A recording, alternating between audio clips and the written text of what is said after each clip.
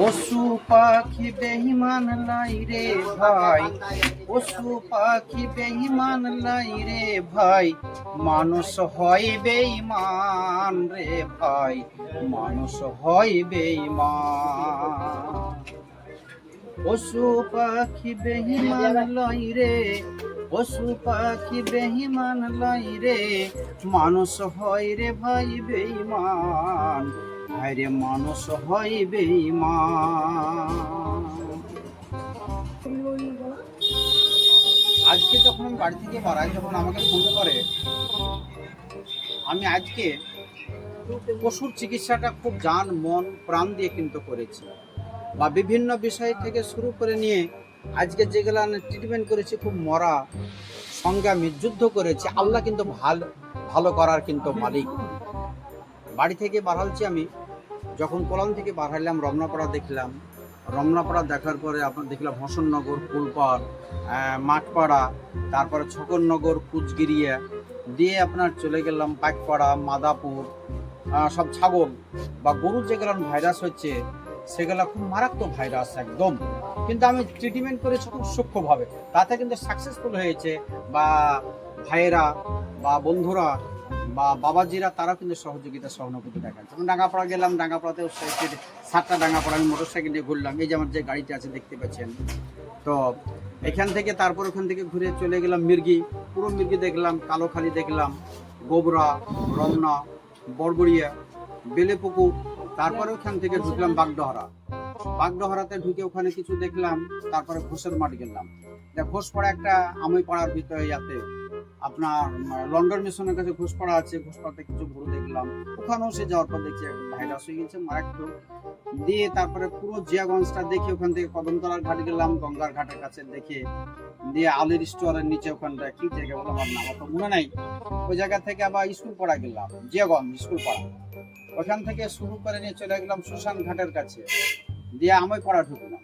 আমি পাড়ার ওগুলো দেখে আপনার আর একটা জায়গায় কি হচ্ছে আমডহরা, আমডহরা, হাজিগঞ্জ দিয়ে ভান্ডারা, ভান্ডারা দিয়ে তারপরে আপনার ঢুকলাম টুরালডাঙ্গা, কাপাসডাঙ্গা দিয়ে ওই রোড হয়ে আমি কিন্তু নারায়ণপুর হয়ে লিস্টা পলাশি হয়ে আমি সোনাডাঙ্গার লক্ষ্মী নারায়ণপুর হচ্ছে পলাশি হয়ে আমি এতক্ষণ আমার টাইম রাইট হয়ে গেল।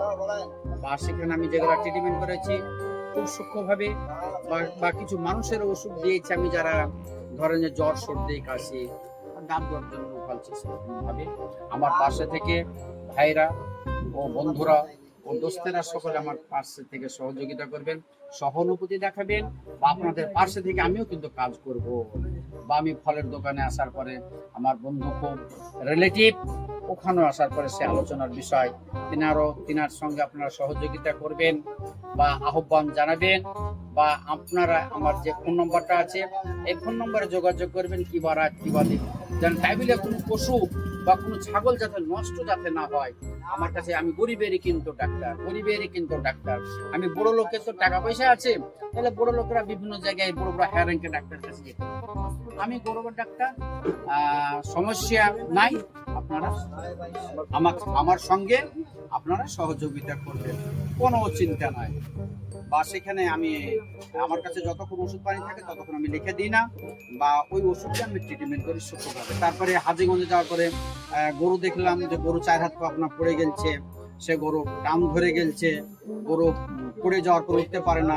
চার দোকানে ওখানে এক বন্ধু লোক আছে, সেখান থেকে স্যালাইন টাইন চালিয়ে সুস্থ করে সেখানেও আজকে দেখেছি আপনারা এই বলে আমার বক্তব্যটা আমি শেষ করলাম। মানুষের এখন কিন্তু সুগার বা প্রেসারের মানুষ বিশাল কষ্ট, কিন্তু মানুষ কিন্তু পাচ্ছে। কিন্তু এই মানুষ ভাই মুসলমান, সুগার বেড়ে যাবে তার জন্য ভাই লবণ খাওয়া কিন্তু ছেড়ে দিল। সুগার বেড়ে যাবে ভাই, তার জন্য লবণ খাওয়া ছেড়ে দিল। প্রেসার বেড়ে যাবে তার জন্য ভাই চিনি খাওয়া ছেড়ে দিল। কিন্তু আমরা হাই মুসলমান, আমরা হারাম খাদ্য খাওয়া কিন্তু ছেড়ে দিলাম। সুগার বেড়ে যাবে, সেই কারণের জন্য ভাই লবণ খাওয়া ছেড়ে দিল মানুষ। প্রেসার বেড়ে যাবে, তার জন্য ভাই চিনি খাওয়া ছেড়ে দিল। কিন্তু ভাই আমরা হারাম খাদ্য খাওয়া কিন্তু ছেড়লাম না। ভাই মুসলমান, আপনাদেরকে সতর্ক বা সাবধান ভাই, হারাম খাদ্য খাওয়া ছেড়ে দিতে হবে। প্রেসার বেড়ে যাচ্ছে। কিসে প্রেসার বাড়ছে? লবণে, ডায়াবেটিস, সুগার বেড়ে যাচ্ছে ভাই, চিনিতে খাওয়া ছেড়ে দিল। কিন্তু ভাই আমাদেরকে হারাম খাদ্য খাওয়া কিন্তু ছেড়লো না। এটাই ভাই হলো মুসলমান। আপনারা সতর্ক বা সাবধান কিন্তু হয়ে যান। মরণকে আপনারা কিন্তু স্মরণ করে, মরণের ভয়ে এই দুটো জিনিসকে খাওয়া ছেড়ে দিলাম ভাই, কিন্তু হারাম খাদ্য খাওয়া জিনিসকে আমরা ছেড়লাম না। আসসালামু আলাইকুম। আমি শুনেছি আপনারা গরিবের ডাক্তার। আপনি নাকি সেই যাদের কাছে পয়সা কড়ি কিছু নেই তাদের উপকার করেন। আমি সেটাই শুনেছিলাম। এটি কি সত্যি কি এবং সত্যি না সেটা আপনার কাছে আমি জানার জন্যই করছি। আর আপনি যদি গরিবের দয়া থাকে তা আপনি আমাকে ওষুধ দিতে পারেন। ঠিক আছে, আমি দিচ্ছি আপনাকে। হ্যাঁ, আমি গরিবেরই ডাক্তার, গরিবেরই পাশে থাকি, গরিবকে ভালোবাসি। কিবা দিন কিবা রাত, যখনই ফোন করে তখন আমি সাড়া দিই। মানুষের পাশে থেকে আমি কাজ করি। আমি আরামকে হারাম মনে করি। আপনারা আমার সঙ্গে সহযোগিতা করবেন। মানুষ ঘুষ দিয়ে কোনো সময় কারবার করবেন না, এটাই আমার অনুরোধ। আপনাকে কিসের ওষুধ দিব? আপনাকে কিসের ওষুধ দিব? কি হয়েছে? আরে সেই কথা বলছেন? হ্যাঁ বলুন।